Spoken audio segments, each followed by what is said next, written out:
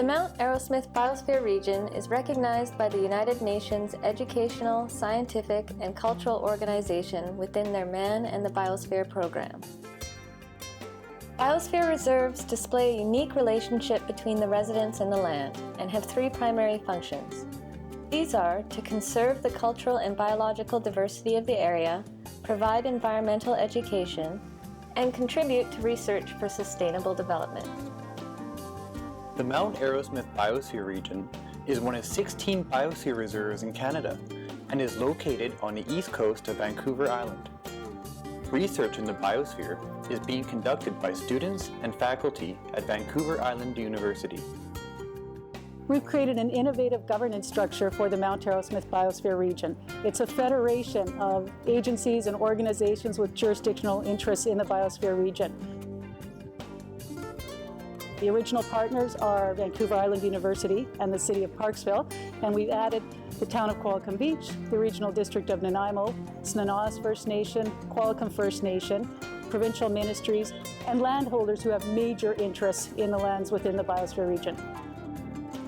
Our vision at Mount Arrowsmith Biosphere Region Research Institute, or MABRI for short, is to involve every student at Vancouver Island University in research in the biosphere.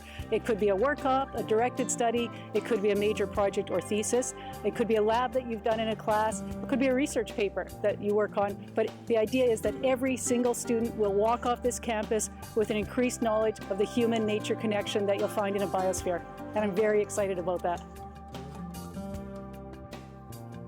We're on what's called in English Notch Hill, and it's in the traditional territory of the Snanawas First Nation, also known as Nunus First Nation. In the Mount Arrowsmith Biosphere Region, there are 7 First Nation communities that have traditional territory. There are 3 within the Nuchalmuth tribal group, so that would be Dididat, Hupichisath, and Sishat. And there are also 4 First Nations communities within the Coast Salish group, so those would include Snuneymuxw, Snanawas, Qualicum, and Comox.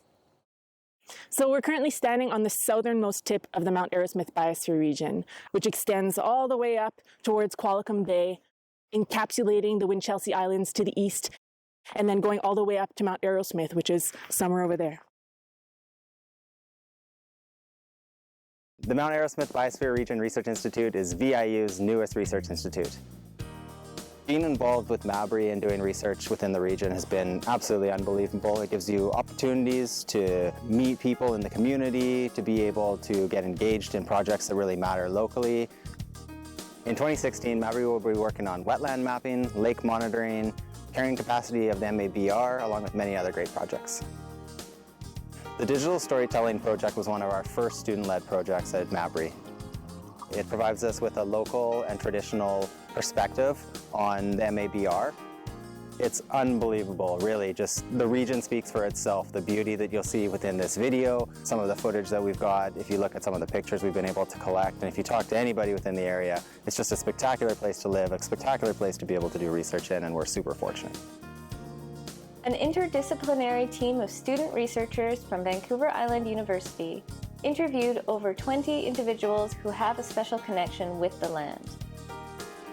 The students experienced all 4 seasons of the biosphere while capturing stories from local residents over the year of 2015.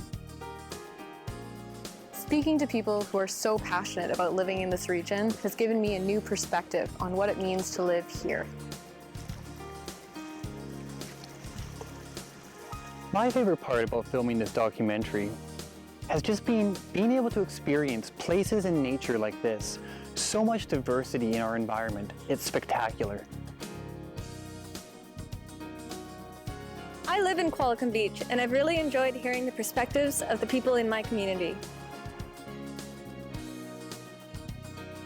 During the project, I learned about the connection between the local economy and sustainable development.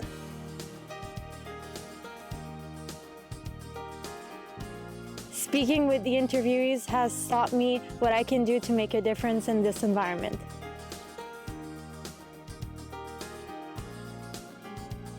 The stories that we have captured illustrate a sense of responsibility for future generations, unique perspectives on sustainable living practices, and discovering the natural beauty of the Mount Arrowsmith Biosphere Region.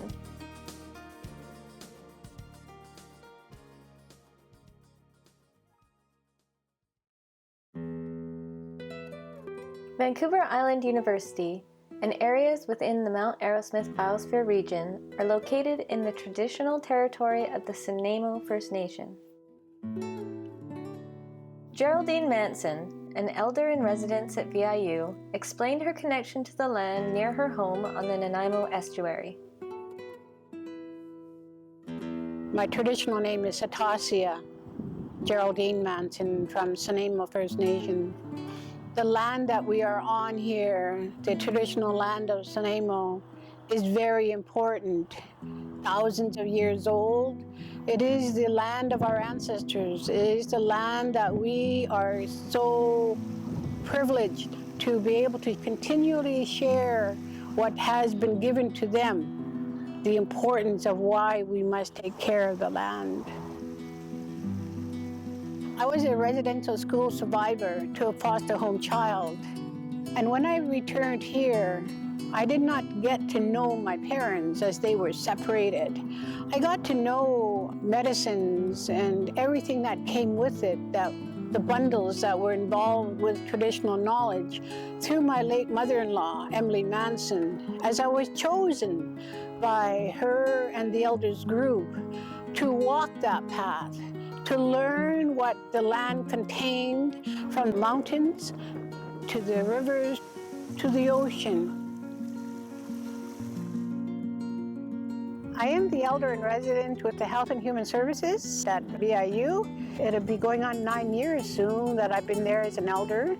And it's the traditional knowledge that the old people, my elders, have given me that's allowing me to share what I have to my students. My advice would be to begin at the top, to all those from the forestries, to understand that when they're in the forest doing their business of logging and clear cutting, to understand there's animals, there's plants that can never be replanted, never be regrown if they were to clear cut, to connect with communities that are in that location, to see if there's any medicinal plants here that you use. We're cutting down a cedar tree. Do you want the bark off of this tree? Do you want the medicines off of this tree? Or go back into the communities and start educating all members in the communities, or whether it's in a city, about environment, about global warming. You know, if not for you, for your children, for your grandchildren. That's the important part. That is what we need to do. It's about not today, it's about 5, 10, 20, 50 years down the road. The most important thing that we need to protect and pass on to all those who can hear is the environment. From the mountains to the rivers to the land itself. Because as things change and evolve, everyone that has to understand the environment is changing day to day, and us as individuals need to understand that we are responsible for this land, for the animals and everything in the waters. It is us.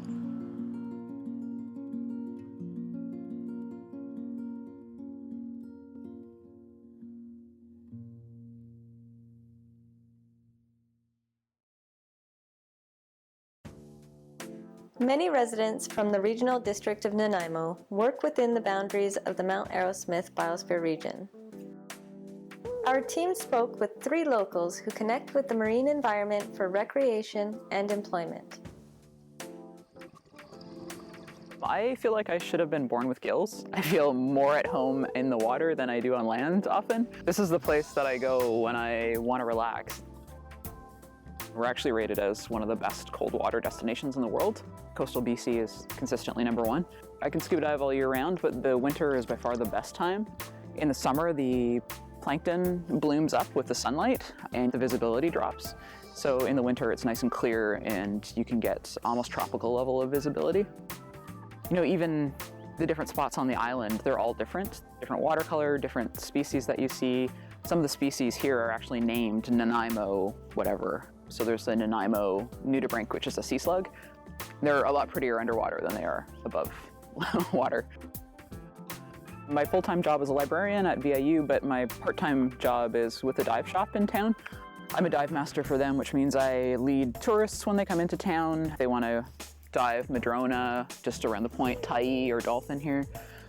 The VIU work is really academic and office job, sitting at my desk, staring at a computer screen a lot, and also interacting with people. And diving, when I'm here, I'm interacting with people, but really I'm trying to find some really cool things underwater to show them. If you swim out just off Madrona Point, there's the Madrona Big Wall, and it drops down to about 90 to 100 feet, and then it goes into sand again. But along the wall face, there's a big crack that runs the whole length of the wall, and there's tons of stuff that lives in there. So that's a dive where I've seen minimum 5 octopus every single dive I do, and sometimes up to 12. I got this amazing shot of an octopus, and the octopus has its tentacle, kind of one of them laying out in front of it, and you can see the eye really clearly, and just kind of looking into an octopus eye, it's kind of a weird experience, but cool. And then I've done some filming when the herring run was in too, so just on the surface, and the water is like an aqua color, and there's tons of sea lions fighting it out for herring. I am not inclined to call an area magical very often, it's just not my personality, but I was diving just around the point here at Tai Cove, and it was a night dive, and there was a huge full moon out, so it was really bright underwater to the point that my dive buddy and I, we actually shut our lights off and just dove by moonlight. But on top of that, there's phosphorescence in the water, so if you shut your light off and you move your hand around, or you're behind your buddy and he or she's kicking her fins, and it's just these bioluminescent particles that show up in the water, and they're neon green, and it looks like fireworks exploding in front of you. I remember thinking, this is an amazing magical area that I am so glad to be able to experience, because that, like, who gets to do that? And how many people can say that they live in an area where they can go out and see that? One of my favorite things about this site is there's a wolf-eel pair, a male and a female, and they have a den together there. And so you often see their little gray heads sticking out of their den. But the female has become really friendly with divers. So when she hears the bubbles that we make when we breathe underwater, she will fly out of the den, and she'll want to be scratched. She'll rub up against your hand, and if you scratch her, she'll kind of hang out. So that's really cool, because most wolf-eels will just stay in their dens, but this one is particularly friendly. And I've also seen an octopus here, just out on the wall, just hanging out. There's a lot of little sea slugs, and they're beautiful underwater. So beautiful, actually, my wife and I put one on the front of our wedding invites, because we really wanted to honor the place that we live in and love. So we had a marine-themed wedding. I'm really concerned about sustainability in general. You know, I think on one hand, I can do all the things that I possibly can, take up my recycling, try and drive less, get a more sustainable car, have a smaller eco footprint, but you know, I'm only one person, and so I struggle with, I can do all those things, but really how much of an impact is it having? We used to have a species called the sunflower star, and they were sea stars that would grow about 1 meter across, and they're really just voracious predators. So they move about 1 meter a minute, and they just chase things all day. I've actually seen one catch an octopus once. Recently, there was a sea star wasting disease that came through. It was shocking to see, within a couple weeks, one species totally devastated. And now you'll see little tiny sunflower sea stars, but they quickly, you can see them almost melting in place. That's what the wasting disease does to them. And you never see any of the huge ones anymore. And that was really a wake-up call for me, because I'd never seen that actually happen in person before, and that was scary.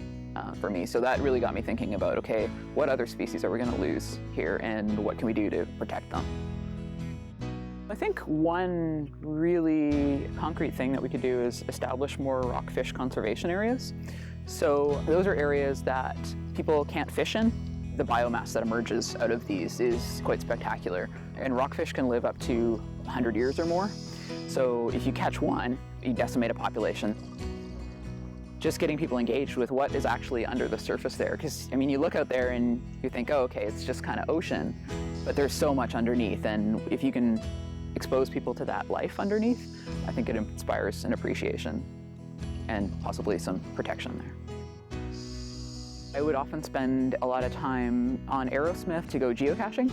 If you like the idea of going on a treasure hunt, or you're a tech geek like myself, it's the best description of geocaching I ever heard was using multi-billion-dollar satellite technology to find Tupperware in the woods. Like that's what geocaching really is. Nanaimo and Nanoose here have a couple underwater geocaches, so you have to have scuba gear to go down, and there's a logbook that you'll sign with a pencil underwater, and those are hard to get. They're yeah, there's not many of them in the world. I remember the first time I went up that mountain, Arrowsmith, and sitting on the top of it, and you're thinking like, wow, I just climbed a mountain. As a kid, that's a pretty cool feeling, like, wow, I am on top of the world right now. It was so hard to get to the top the first time. I remember holding onto a rope and having to pull myself up this muddy incline. But then once you were up through the tree line, this beautiful alpine meadow, short grass with just flowers everywhere, wide open, and you could have your pick of which mountain to climb. I was always sore the next day. I didn't know it was as strong as it was, my connection with the land, until I moved to Alberta for grad school. And when I moved to Edmonton, I was pretty miserable. Like, this was a foreign environment. It was, even the air was like sucking the water out of my body. And so it's kind of that saying, you don't know what you've loved until you've lost it.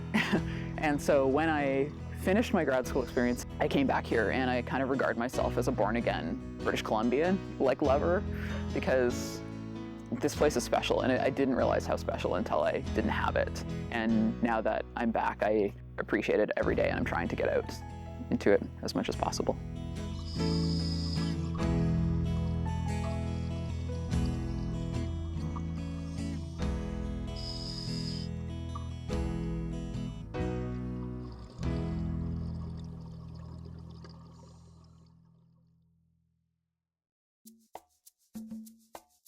Many locals are drawn to the unique marine environment in the biosphere region.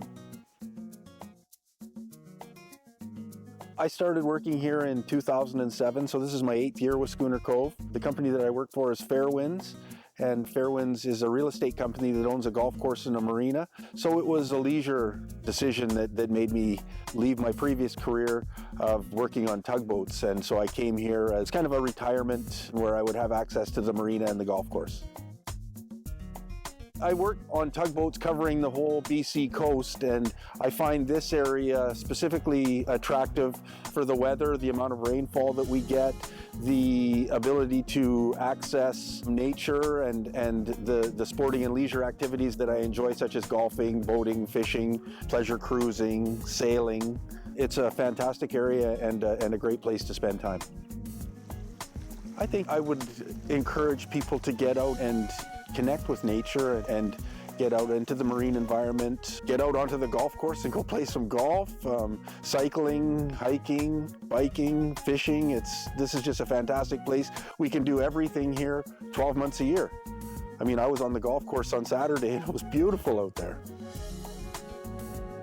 I'm very much for the marine environment and the conservation of the fish stocks. I don't believe that there should be any more industrial activities in terms of fishing in the Georgia Basin. I believe that the Georgia Basin should be left for a playground and for recreation, retirement, for people to enjoy. I believe that there's more money generated into the economy this way than what the few commercial fishers would potentially generate. Yeah, I think the people that I have met are above the experiences that I've had, in the marine environment or with nature or on the golf course. I think the people is what I enjoy the most. It's a very tight-knit community, and you get to know the people, and it's very nice to just have and make friends in your community and just get to know these people and spend time with them and get to learn their stories and share their stories, and it's a nice place to be.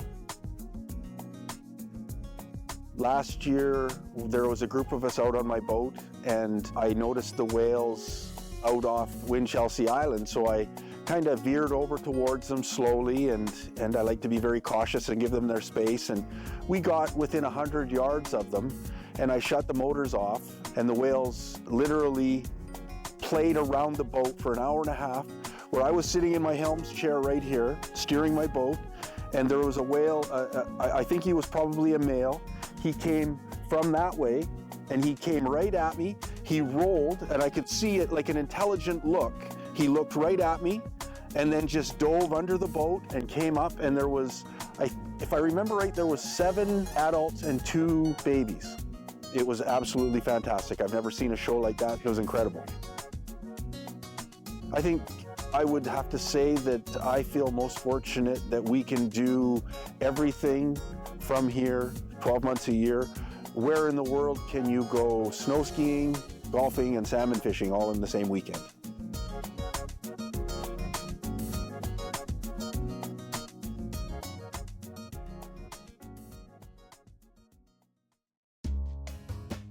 The diverse landscape of the region provides a variety of opportunities for recreation and adventure. People come here to Vancouver Island and to Gabriola Island or to this region and this coastline to see the west coast of Canada. This is some of the best sea kayaking in the world as far as I'm concerned in terms of coastline on both sides of the island. You know, you've got everything that you're seeing out here. This is just absolutely, you know, world-class paddling. And then to the west coast for a little bit more remote, rugged, open ocean. So that's what brought me out here in the first place, was for the kayaking and the paddling. From there, that turned into a career of guiding out here and then into becoming a nature-based tourism sea kayaking expedition company entrepreneur. The other part of my livelihood is I teach at Vancouver Island University, so I try and include experiential components to my teaching and what I do in the classroom. As a human geographer, one of my big sort of themes in my research is looking at people's sense of place and connection with landscape and how they identify with different regions and what defines that sense of place. I try and get students to really connect with this landscape here in Vancouver Island. You know, we look out of our classroom. We're fortunate where we're situated on the campus that we're up high and we look outside and we see Gabriola Island. You know, we see down around this area. We see logging trucks going by. We see all the economic activity. We see boats sailing. We see, you know, the tanker traffic coming in. 5 minutes away from our classroom is a trailhead for incredible mountain biking. So you've got it all there, and I try and bring students there and I try and get people involved, even going outside and teaching an environmental science class and looking at landscape ecology or fundamentals of biogeography. You can walk right outside. You know, you've got some big Douglas firs out there and some arbutus, and you can look at different elements of what's in the forest, what's in the landscape. Talk about things like succession. Personally, sustainable practice, that could mean many different things to me, and that's another large theme in teaching and in geography and what we teach, but also in my business. Buying kayaks for my business from Chemainus and Ladysmith, using local farmers in this area for when I purchase things for my business, when I run my kayak trips. You know, it's something that I personally want to embrace in kind of my daily life, you know, in terms of riding my bike to school as much as I can. I live on a sailboat right now, so I've got a fairly small footprint, and when I do eventually buy a house, one of my goals with that is to try and make that an environmentally sustainable place where we've got solar power, where I can kind of be off the grid a little bit. We're harvesting rainwater, it's light on electricity, insulated really well so that we don't use a lot of energy. Choosing to live close enough to where we work and live and stuff like that to have a very condensed life so that we're not in cars all the time, you know, that we can take public transit. One of the things that I do in this region, I spend my most time out here doing in the off season when I'm not paddling, is mountain biking. This region right here has just absolutely amazing places to bike. It's a real story of discovery for me, because one of the most exciting things about kind of being up here and riding in this area is that there's so much that I always feel like I'm discovering something new. There's always a new trail to ride because there's so much variety. The reason why we had come to this place was to ride this trail called Jughead. Jughead is a really well designed, really fast downhill flow trail. You get to the top and on a nice day you see all this, so it's gorgeous. So you get this viewpoint from up top. The corners have been bermed, which means that they've made banks on the side, so it allows you to drop your seat post and just let your bike rip down a mountainside, going really, really fast. And it's safe because, you know, everything's been thought out really well and engineered in a certain way that allows you to just, you know, maintain your speed, bank corners, really rip down this incredible trail. This region has an incredibly huge variety of different activities. We have Mount Arrowsmith itself. I view it as my alpine recreation area. To have Mount Arrowsmith there and have this mountain range, it's pretty incredible. There's fantastic backcountry skiing there, but we just need snow, and we haven't had it in the past couple of years. For me, it's all pretty exciting to kind of live in this area that has all this, you know, where I've got everything that I really love to do is skiing, paddling, sailing, mountain biking. It's pretty amazing.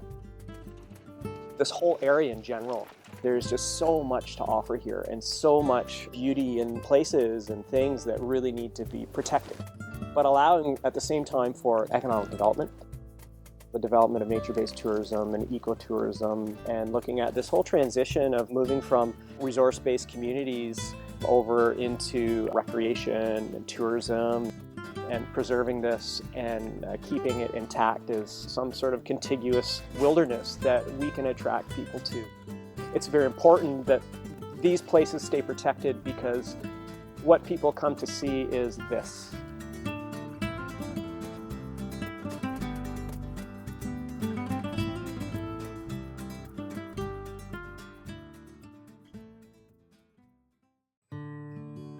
Preserving the key natural elements encouraged a local resident to establish a biosphere reserve in the region.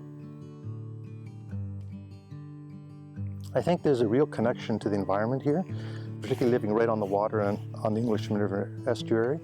You've got the big herring spawn in the spring, you've got migrating ducks in the spring and fall that go through the estuary here, and we hear them fly over the house all the time. In the winter months, a lot of the trumpeter swans come down to the estuary, and we've got eagles and the salmon are here pretty much all year round.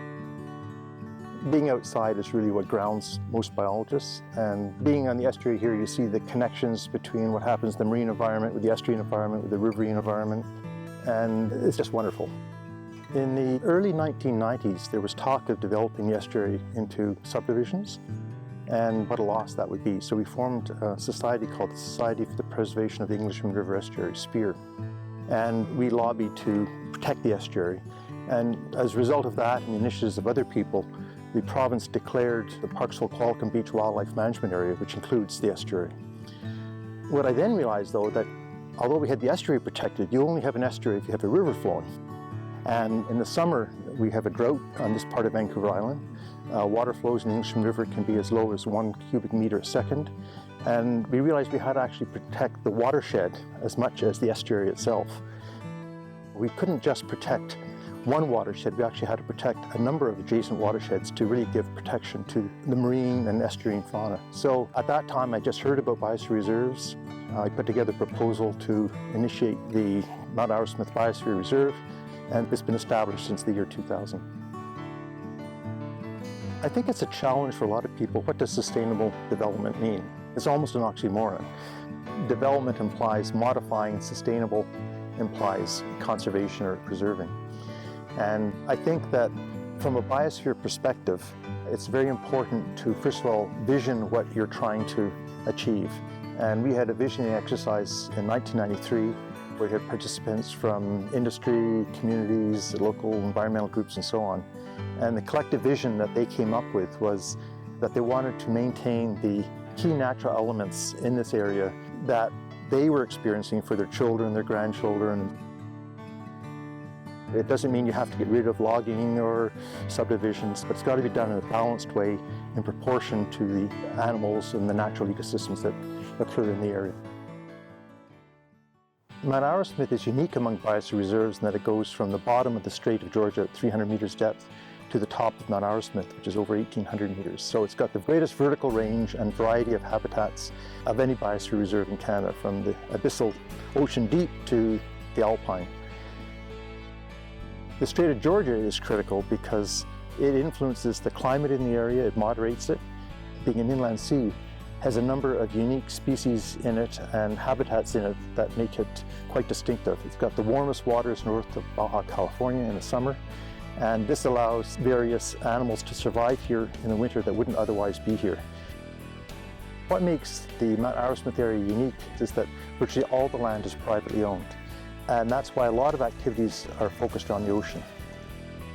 One of the experiences that I think is being particularly special is actually occurring in this estuary. And when our kids were younger, we would actually canoe up the river into the estuary here and camp overnight on the edge of the bank. And you'd hear loons, you'd hear muskrats, there's beaver here, eagles overhead, herons, and it was just a magical time. I think what makes this area so special for me is the connection between the land and the ocean. When the herring spawn, a lot of the eggs get washed up on the beach, and that brings the brant in, the plankton bloom, the productivity increases both on the land and in the sea. So the spring is really a magical time here. It just explodes with life, and that's where you realize just how wonderful this area really is. There's been research done recently which has shown that salmon actually take a lot of nutrients back into the forest when they migrate upstream in the fall. And what this has shown again is the connectivity between the land and the marine environment, and how us as humans have unconsciously disrupted this over the last 100 years or so. We've logged the areas and removed a lot of habitat. We've, in hindsight, fished the salmon probably more heavily than we needed to. We thought that we just needed to conserve enough salmon so that the salmon could breed and return, not realizing the importance of the salmon taking nutrients back into the forest and supporting other species in the upland areas. So it's this connectivity between the land and the sea that flows both ways. I think that people have to understand and realize if they really want to conserve the elements that are so important here.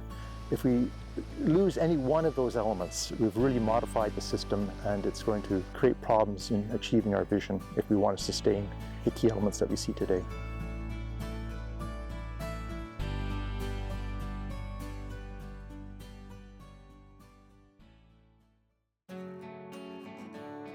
The enjoyment of the region for future generations is dependent on the treatment of the environment today.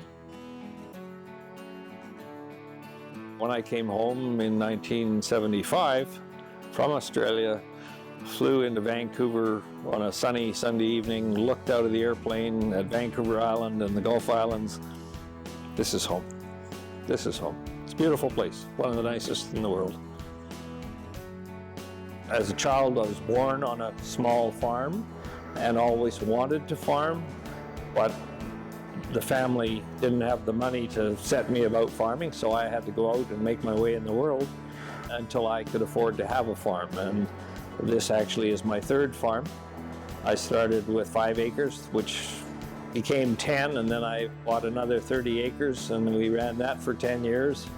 And then 15 years ago, we bought the property we have here, and now we farm 225 acres in the Mount Arrowsmith area, or the Nunus Parksville area. We're only a block or so from the water. We have beautiful mild weather, and it's just a great place to live. The BC Environmental Farm Plan is a program brought about several years ago, and it was an effort to make farmers more aware of the environment and their protection of the environment. We have 2 waterways going through the farm. Our cattle in the wintertime in the wet west here have to come off of pasture and be held in the barn area. They spend their winter time on concrete and beddings. So we have taken the measure to fence off from the waterway by 100 feet any access for the cattle, so that there is a green space between where the cattle might be to help filter any natural runoff. As a result of having done ours and people observed what we were doing, 4 years ago, I guess now, we were nominated to the BC Cattlemen's Association for their Environmental Farm Award, and we were the first runner-up in the province that particular year. I participated also in being the BC advisor to the National Junior Hereford Association, and to me it's always been an important part of supporting young people, because if they are going to be involved in farming, they're our future, and we need to support them however we can. One of the favorite stories that I have is several years ago now. The bay right behind us is a big part of our herring industry when they're doing the herring roe fishing. And the field over here to my right used to have some pretty big puddles in it. We came out one morning and there must have been at least 50 eagles down in the puddles, bathing and so on, and I guess because of their high intake of herring roe and herring and eating lots of salt, they wanted to get kind of cleaned up, and so these freshwater bird baths were the great thing. Anyway, I went down below to do chores, and a fellow stopped in a car, and he wanted to know whether I was trapping eagles, because he figured that I was baiting them to try and trap them. So I had to try and explain the best I could that they were just having their morning bath. But it's really a neat sight. They see 50 eagles in a bunch of bird baths in a field.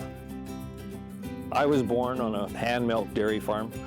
And it's one of those kind of things that you can take the boy out of the country, but you can never take the country out of the boy. And my great love, even though it was a hobby for many years, was the farm. And now that I'm retired and I'm enjoying my farm, and I hope to have a long and happy life here, because to me, this is heaven. This is the place to be.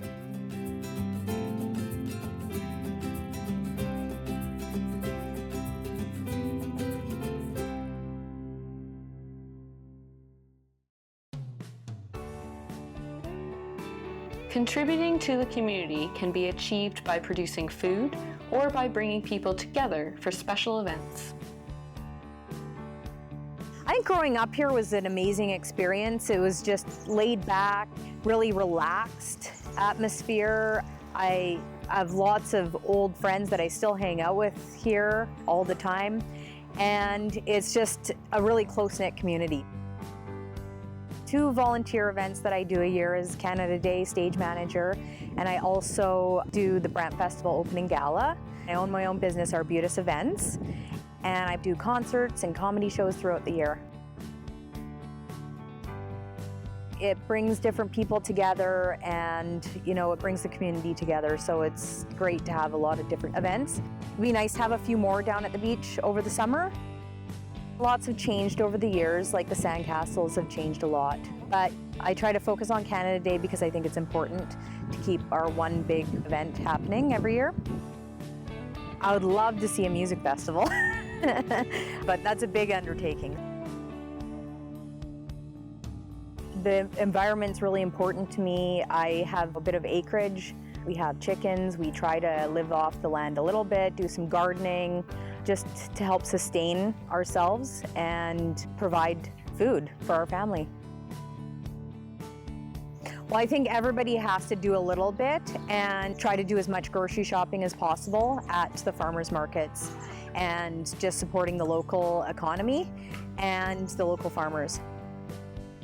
And that's why I'm so passionate about managing the Parksville Museum Farmers Market, because I can help farmers have an avenue to sell foods that they produce. We have it all here, which is amazing. We have the ocean, we have the mountains. It's a very seasonal place to live. I do a lot of hiking. I just love being out in the environment. It's really beautiful down at the estuary trails. There's a lot of talk about developing it in the past, but I think it's pretty secure now, and it's a great place to walk right from town even. And lots of birds, lots of different wildlife. It's a great little location. It's good for any physical abilities. Well, I think farming is definitely important, and opening up our minds to different ways we can use agriculture and bring some economy back into our area. And it would help us a lot if we all did a little bit more with farming and producing our own food and growing our own vegetables.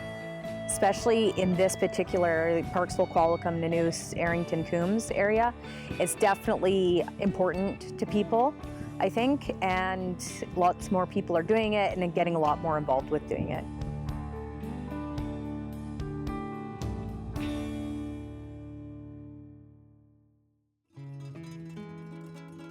One of the best ways to support local food producers is by visiting the farmers market.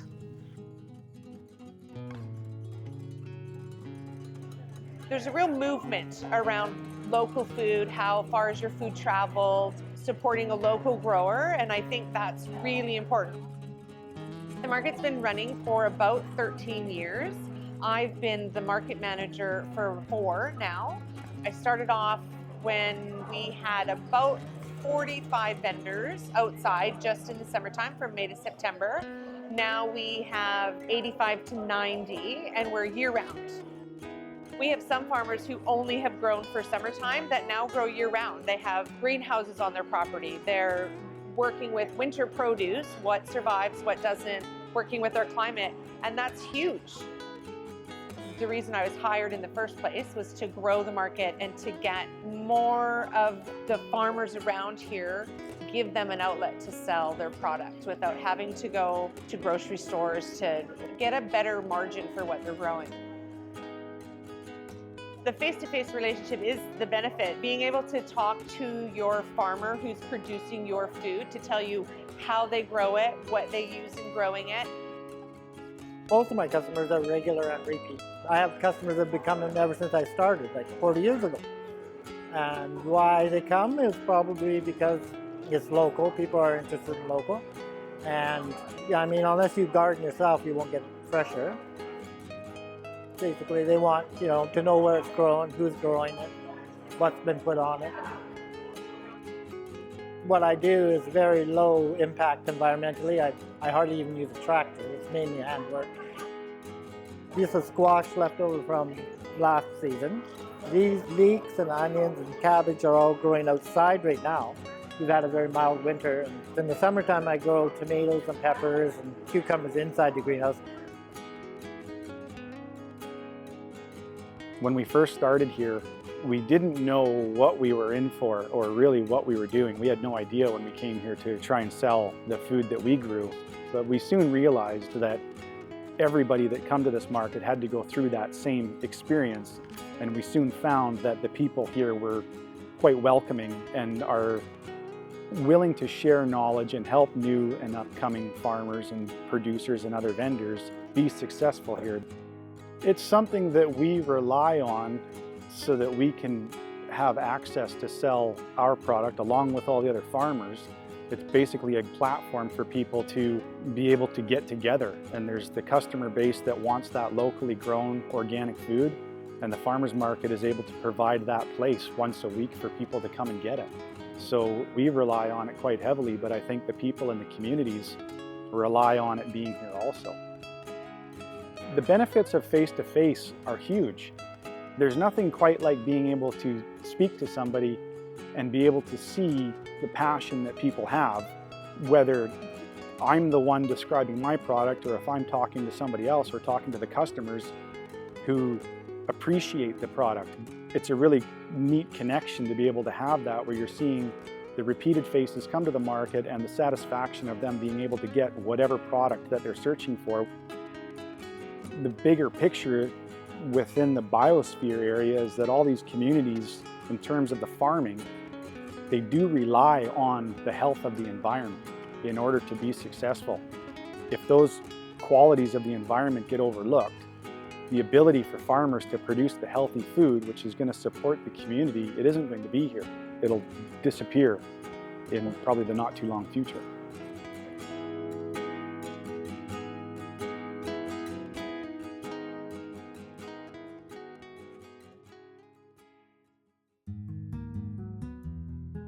A healthy ecosystem requires good environmental stewardship by the residents in the region.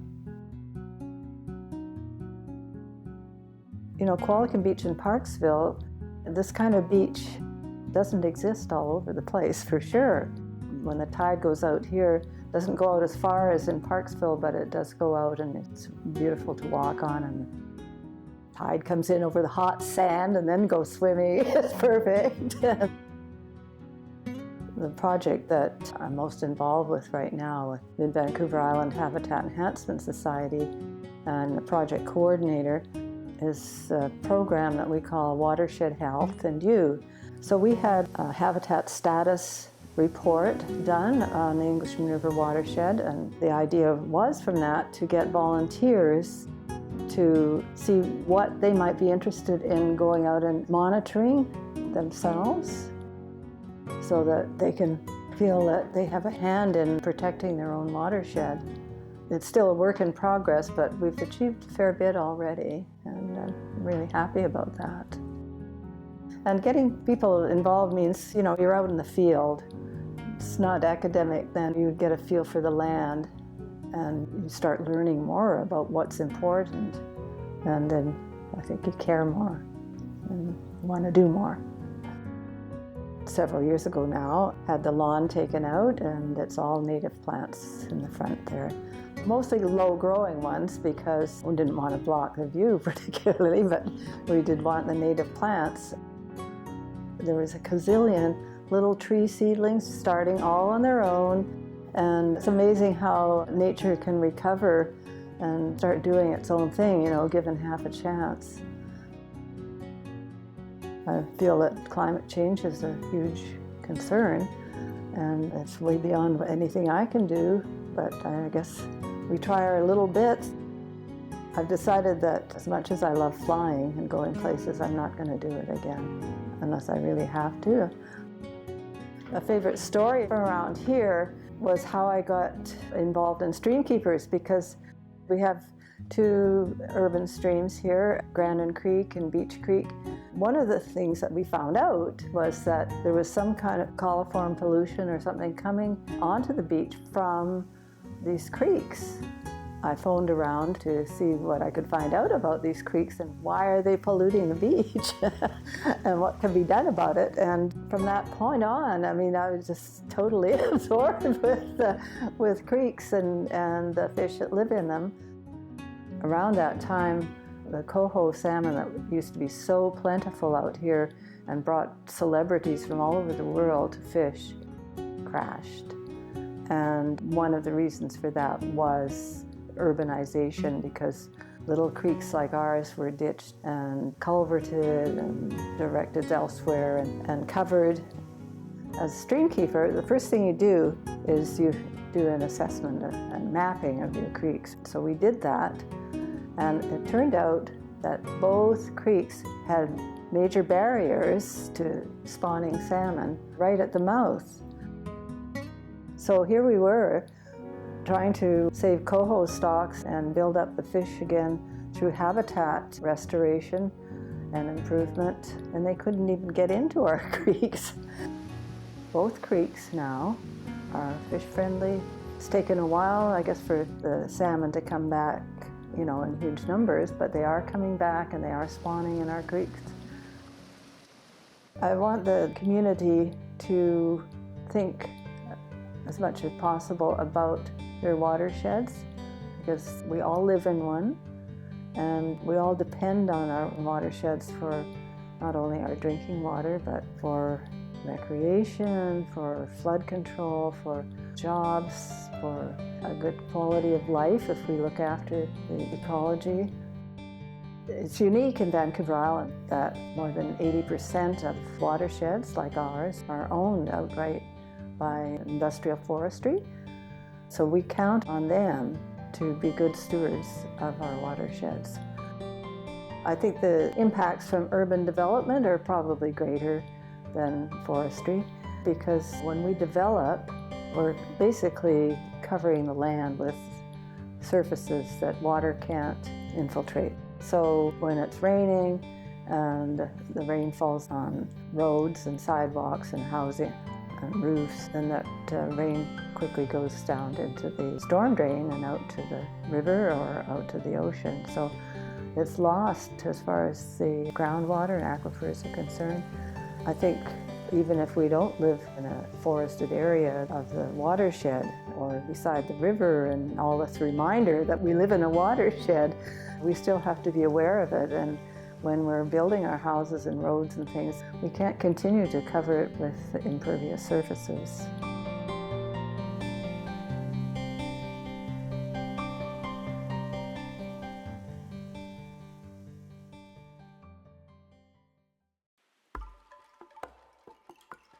The residents that we spoke to expressed a true concern about the visible changes in their environment. I've lived here for about 18 years now, and the area that I live in, just up the way, it's very quiet and surrounded by forest, and I love that feeling of being enveloped in the forest. We can hike to the river, we've got the beach right down the way, we can hear the sea lions. The area is great if you like the outdoors. You can go mountain biking, you can go rock climbing, you can go hiking, you can go snorkeling, you can go swimming in the ocean, you can go swimming in the river. There's just endless things to do here. My kids both rock climb, we both ski and hike and snorkel. So the kids grew up doing all that kind of thing in this area, and that's what they learned to love. I've gone ice climbing several times up on Mount Arrowsmith, and I always think it's so neat that you can go ice climbing on Vancouver Island. And so you have to hit it right, and if it's icy, you go, because it might not be icy tomorrow. It was about once every 2 years, but because of the warmer temperatures, the ice hasn't been good the last year or two. So hopefully we'll get some freezing weather and we can go ice climbing again. I probably can't tell you how many times I've been up Mount Arrowsmith. So there's 8 different routes up Mount Arrowsmith. Some are hiking routes, some are rock climbing routes, some are winter mountaineering routes, and they're fantastic, they're amazing. I absolutely love that mountain. This year, I haven't been able to get up Mount Arrowsmith. They've closed the roads due to fire because it's so dry. And where I live, I can walk out and see Mount Arrowsmith. And what I've really noticed this year is there's no snow on the north face. And typically there's snow on the north face all year long. The last 2 years it's melted off, but not until the end of August, early September. And this year, here we are in early July, and there's no snow. So as somebody who's been up there for the last 15 years, it's really concerning because it's such a change from what I've known. And I worry how that's going to affect future years up in Mount Arrowsmith. The forest is crackly dry, and there's no snow to water that, which also affects our watersheds because there's no snow to fill our lakes, for our waters and our rivers. This is Turtle Rock. My kids named it. And so when we hiked down on the other side there, we'd always look at Turtle Rock and see where the water was. In the winter, in the heavy rains, it's flowing right over top of it. And sometimes you can't even see that there's a rock here. And at this time of year, there should be a little bit of water around it. Every year we would come down when the salmon spawned, so we'd see the changes in the river. And these last 2 years have been the worst, especially this year. The water levels are just incredibly low. And I would say this is more the level that we have at the end of August or in September. And for it to be like this at the beginning of July is very scary. Right now, for me, the water is the biggest concern, probably because it's been so dry. We need to take care of our land, of what we have. When we do have rain, we have a lot of rain. So we have rain barrels at our house. We collect the rain, we use it to water our trees and things like that. We do not water our lawn. We grow our own food. And I think people need to take care of the rivers and think about what they're putting down their drains. There's a lot of ways people can help, and it's not a lot of effort, but I think we need to help people become more aware of that. Our water is our life, and our water is our salmon, and our salmon are depleting.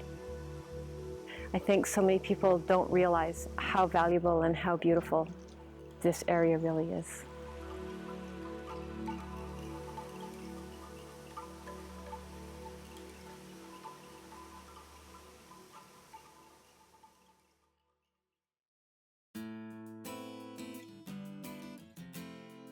From the peak of Mount Arrowsmith to the waters of the Neuse Bay, locals appreciate being able to explore the natural beauty of the region. I grew up in Nanaimo until I was almost 11, and then my family really wanted to move out to a more rural area where we could be outside, we could raise animals, we could be close to the mountains, the ocean, we could be close to the rivers. I live at the head of the Neuse Bay, so personally for my family it was great because we could have the animals, we could walk to the beach and get clams and oysters, and it just worked out really well for the sort of lifestyle we wanted to live. When I lived in Nanaimo, myself and my friends, when we'd have free time, we'd go to the mall, we'd go to 7-Eleven down to the beach and get slushies, things like that, which was great, don't get me wrong. But once I lived in a more rural area, if we wanted to do something, it had to be within walking distance. So we'd spend a lot of time outside. Myself and my brother, we'd go back to the creek behind our house, and yes, it would take a little bit of time to fix up the trails and stuff like that, but we would spend literally days hanging out back there watching fish go by.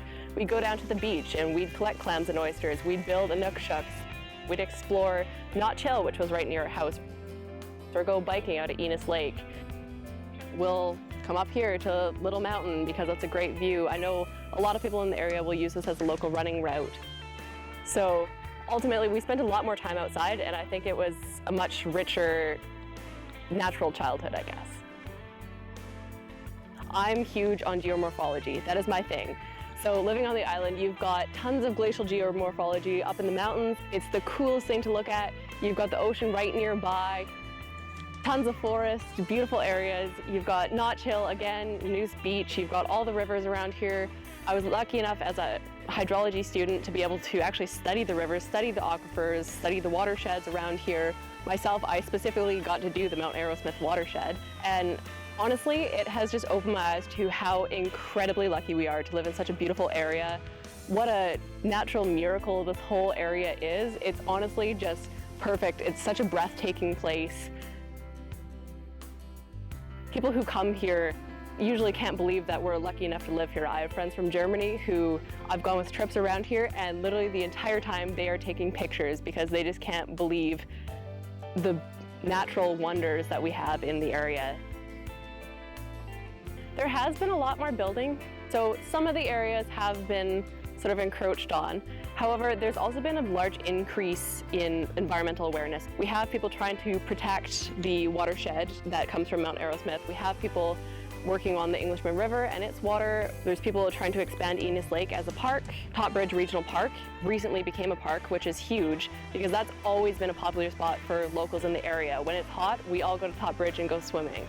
Ultimately, we've been given the perfect outdoor playground, and I think most people in the community use it as so. Obviously, there's a few environmental concerns. There are concerns with dumping, there's concerns with water, concerns with encroachment of properties onto forest land, private land, etc. However, I would just say to the community that the area we live in is so precious, and we've been given such a gift by being able to live here. Let's not waste it. Expansion is going to happen, and that's reasonable. It has to happen for communities to grow. But we need to protect areas and try to preserve as much as we can while we still have the chance.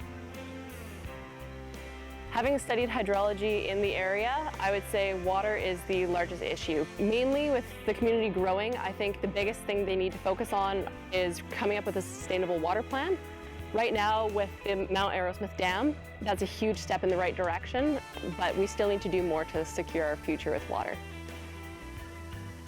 When you first move here, it's all pretty exhilarating because there is so much to explore. My best story would be growing up here and constantly getting to be a tourist in my own home.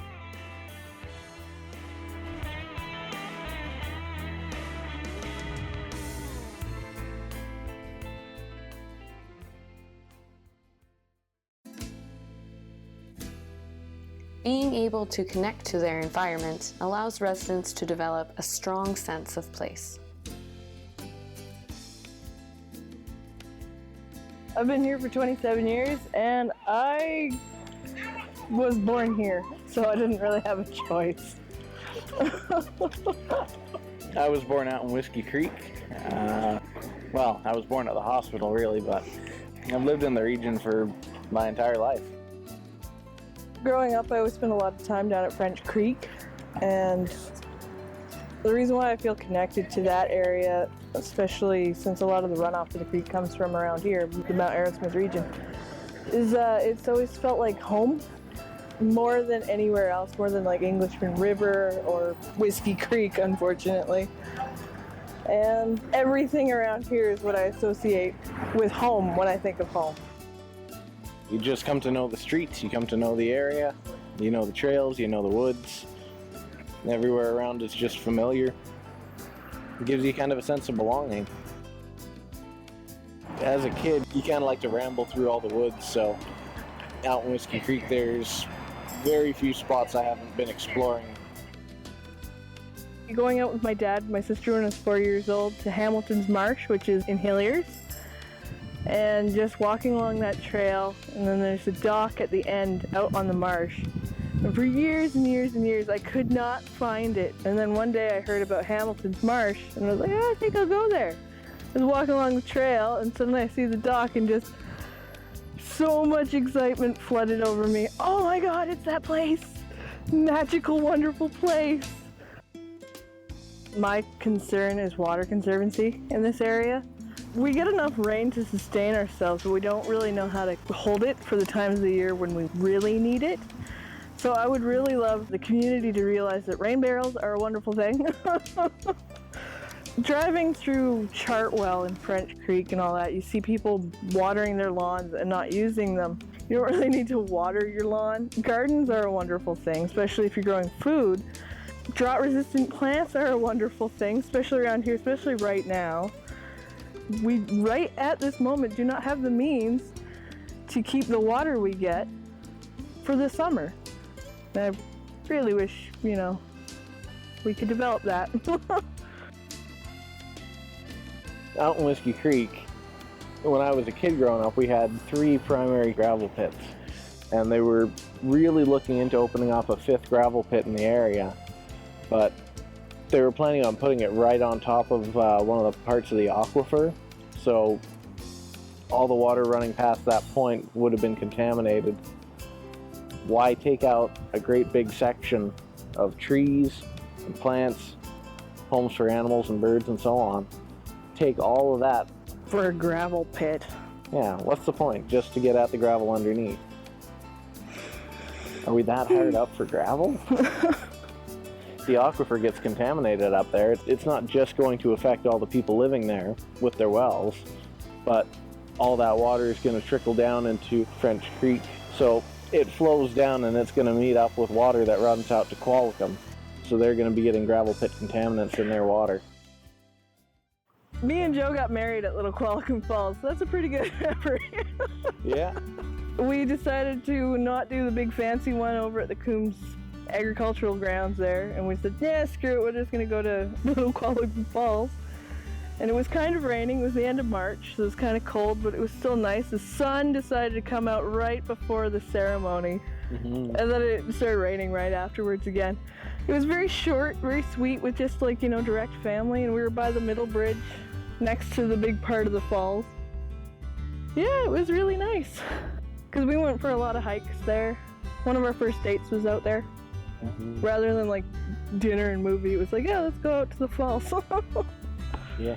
Well, I wouldn't want to live anywhere else, but I could imagine hiking other places. Just this is more nice. I'd like to explore other places too, but I mean, I'd rather come home to here.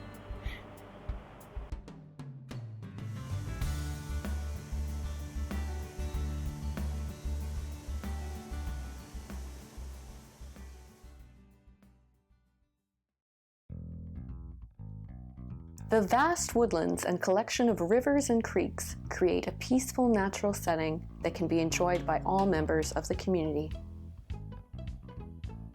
We really enjoy the forest, trees, the proximity to things like the wildlife, which there's lots. I love this place. It's got everything you could possibly want. I wouldn't want to live anywhere else. The deer population is really high, so we hunt on our property. We pretty much always have.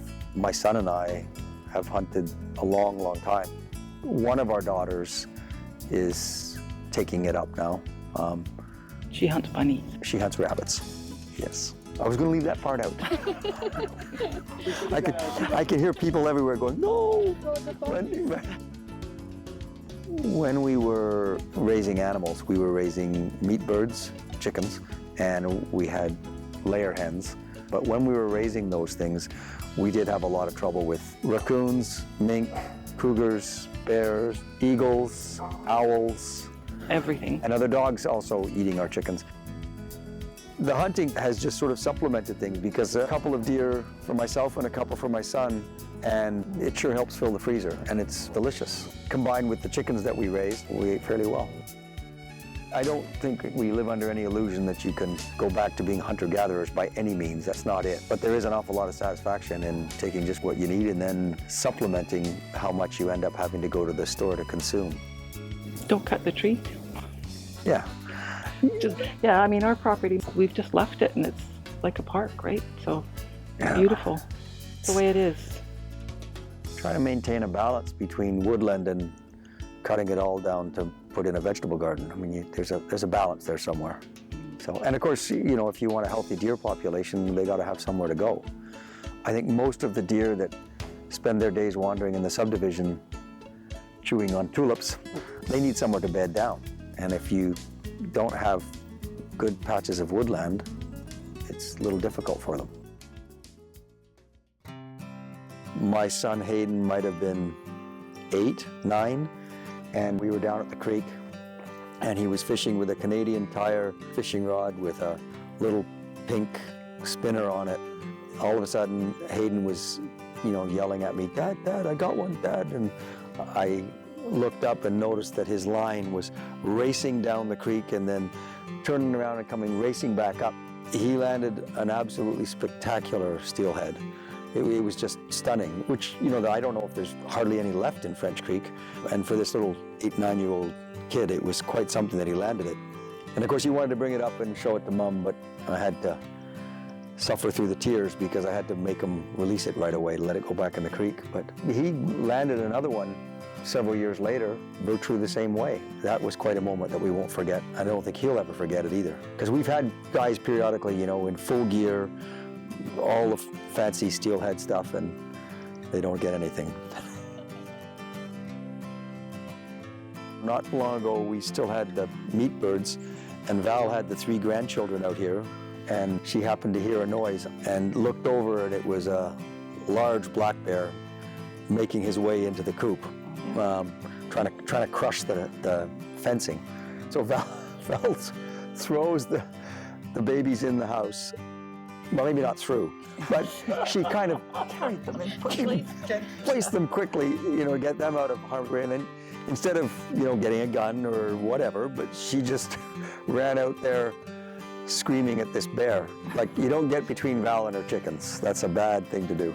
The bear decided to leave, which was probably smart for the bear, but I'm not sure if it was all that clever for Val to go chasing after that thing. He was big, really big. What I love about this island is there's quirkiness and people get along, and I like it here. I think it's pretty funny sometimes.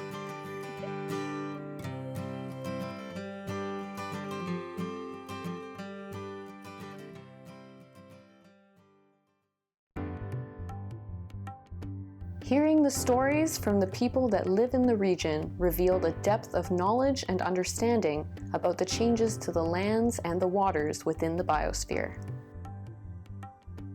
I haven't lived here all my life. I was raised up north, but my family comes from here. So my dad was born in his auntie's house in Nanoose Bay, and my ancestors have walked this land forever. We have no creation story. Our story is such that we've been here forever. So I walk on the land where my ancestors have always been.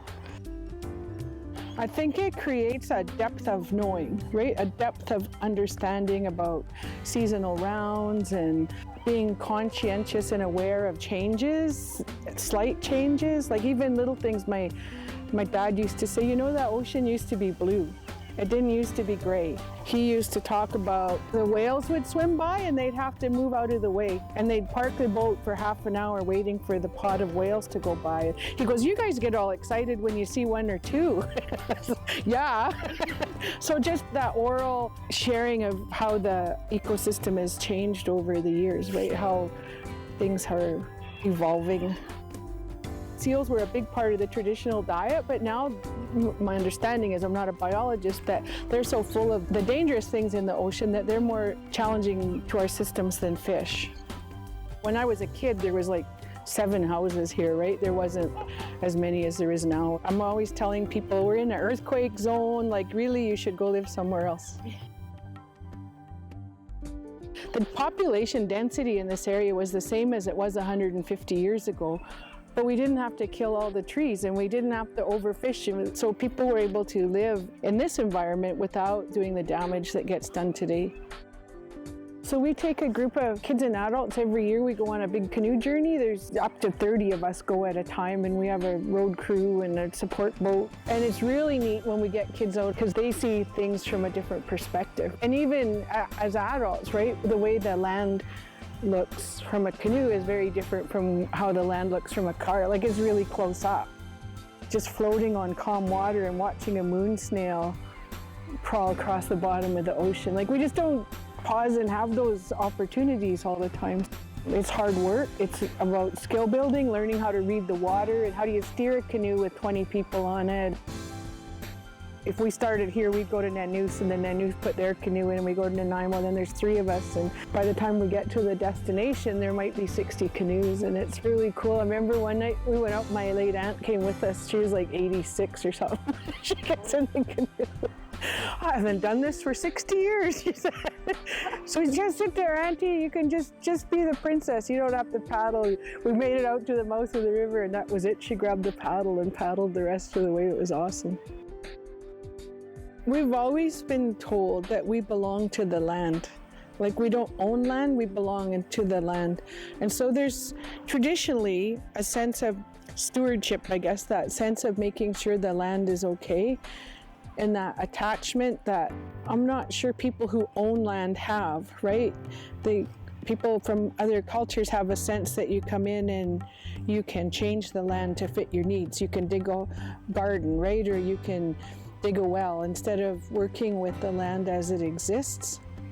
And I think that it's challenging for people who come from a culture where ownership is vital, right? And even when I'm working with kids and I say, you know, in our culture, you show your wealth by giving the things you love the most away.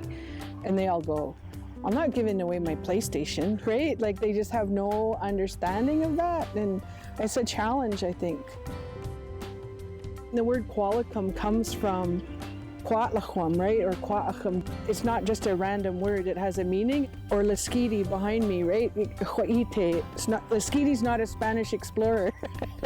But there's knowledge embedded in that language that ties to the land that I think we lose when we start calling things Parksville or French Creek.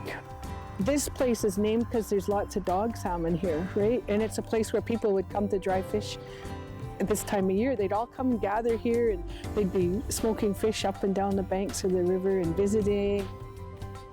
I pick berries, right, for my smoothies. And my granny always said, you know, don't pick the tree clean. You leave some for the bear, right? Like, you share what nature provides with nature.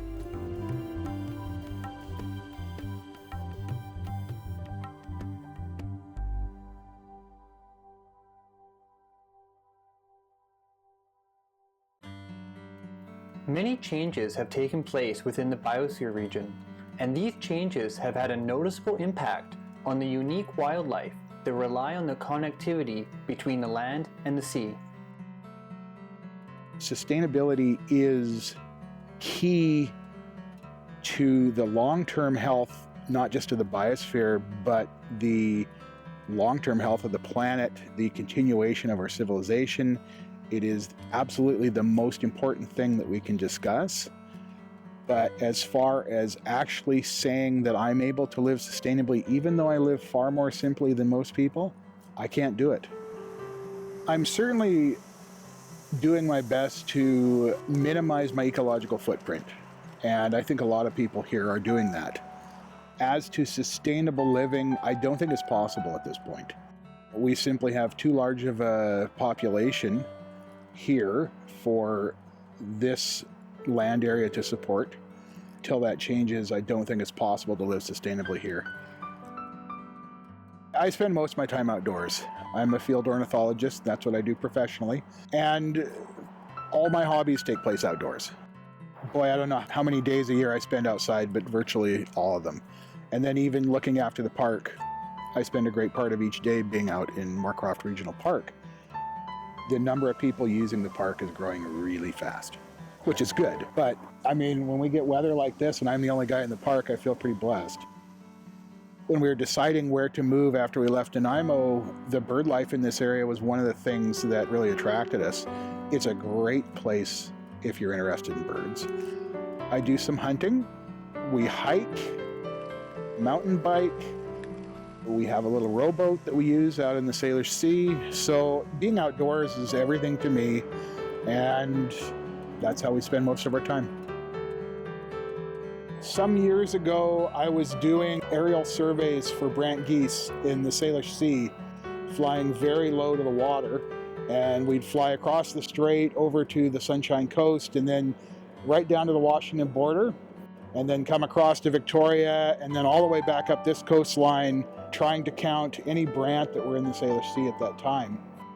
What I noticed right away is that when you left the coast of Vancouver Island, and particularly when you leave the Parksville-Qualicum Wildlife Management Area, the number of birds was significantly less. As you rounded Blunden Point in Nanaimo and you caught sight of Nanoose Bay, which is the southern end of the Biosphere Reserve, this panorama of white, like snow, which was gulls targeting the spawning herring, and it continuing all the way up the coast. So as you're passing through the biosphere, it's this river of birds. We had to actually increase altitude because there was danger of running into birds. The brant, the gulls, the diving ducks, scoters, and long-tailed ducks, scaup, tens of thousands of birds concentrated in this area because of the spawning herring. And I mean, it's an absolutely unbelievable wildlife spectacle. I was at the viewing stand in Qualicum Beach, and a visitor from Ontario who was a birder saw me with the telescope and ran out and looked around and said, "Is this normal?" And to the rest of the world, it's not. But it's normal in the Biosphere Reserve. It happens every year. Myself and my family are very deeply connected to the land here. Everything we do revolves around the natural cycles, depends upon the land, and as much joy as we experience from being here and enjoying what this ecosystem provides, there's equal amounts of sorrow. In the short time that we've lived here, so much has disappeared. And I mean, at Moorcroft, purple sunstars were very abundant 3 years ago we moved there. I've seen one this winter. When you do have a connection, every negative impact is a personal loss. And we see that very much within this biosphere. There have been a lot of changes here in the last 20 years, and honestly, most of them are not good changes. These huge concentrations of wildlife that we experience here during the herring spawn probably were the norm in the entire Salish Sea 100, 150 years ago, and now they're occurring basically right here in this little stretch of coastline because of all kinds of factors. But we still have it here, and I mean, it's something you just should not ignore.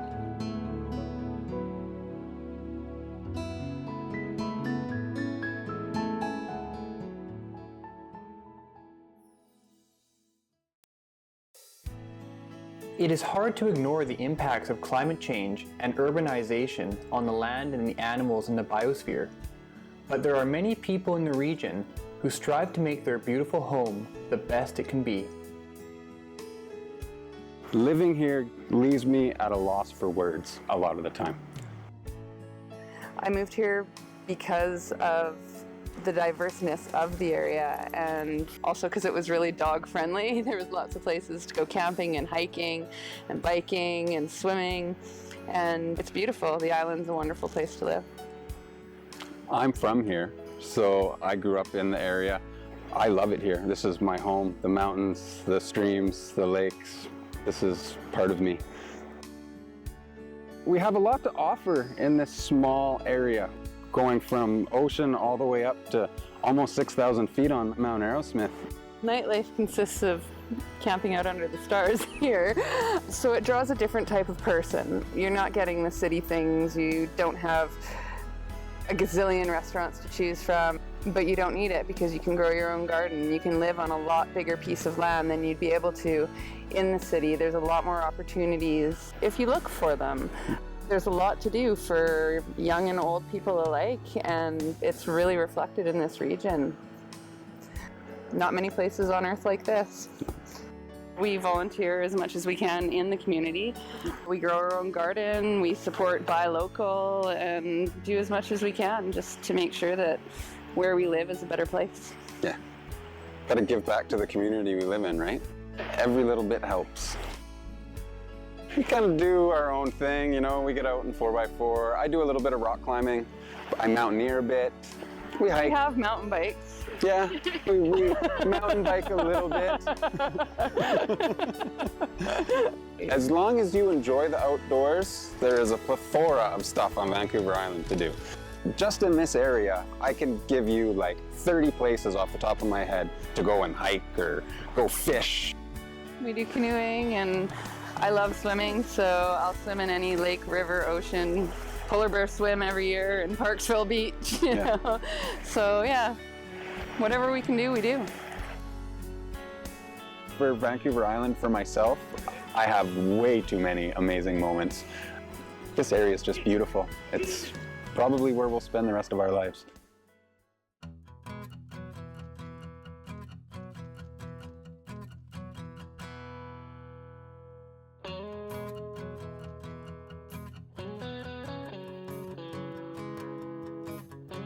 Darcy said we should get married. I said, yeah, what do you want to do? Well, we should do what we love was pretty much it. And that's mountains, 4x4s, camping, our friends, pajamas. When she said, let's do what we love, I kind of jumped on it. And when she asked where I wanted to do it, I instantly said Mount Arrowsmith, because that mountain means a lot to me. Growing up here, being from here, it was the first mountain that I ever climbed. I skied for the first time up there. I 4x4'd for the first time up there. I could go on and on about that mountain. It was pretty awesome. It was fun. Yeah. Yeah. Lots of people had never 4x4'd before, and they'd never been up to that altitude before or seen a view like that before. Yeah. I remember hearing, my massage therapist was there, and she's like, I've never seen the other side of Lasqueti before. And everybody was just so happy, and it was just amazing to be able to share the beauty of that spot with all of our friends and family. Yeah. I was really amazed at how many of our friends and family from here had never been up there before, had never experienced it. I take it for granted, as horrible as that sounds, because I've grown up with that in my backyard. I look at that every single day. I wake up to it, I go to bed to it. I dream about it sometimes, like I love it. It was really nice to be able to share it with them, because it is a beautiful spot up there. And we got to clean it up, and we got to teach people how to respect the outdoor areas that we are so blessed to have, which was really cool, because a lot of people think that 4x4ing and camping, you know, is all rednecks and stuff like that, and we were able to teach people there are ways to do it that make a super positive impact rather than a negative one, and that was really neat. That was really important. Leave it cleaner than you found it. Yeah. Take care of where you live. Be respectful. Don't throw cigarette butts out of car windows. Don't waste water. Conserve. Grow what you can. Buy local. And do what you can in your community. And don't take it for granted. No. Every little bit helps. So, I don't know, just do better. I know it's a very simple term, but you know what? Everyone can do better. It's really easy for everybody to do better.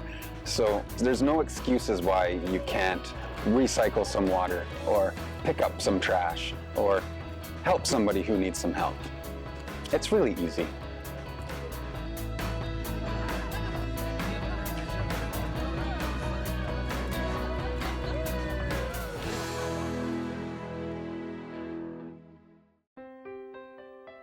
This diverse collection of stories have taught us that there are countless meaningful ways to connect with the environment and community of the Mount Arrowsmith Biosphere Region.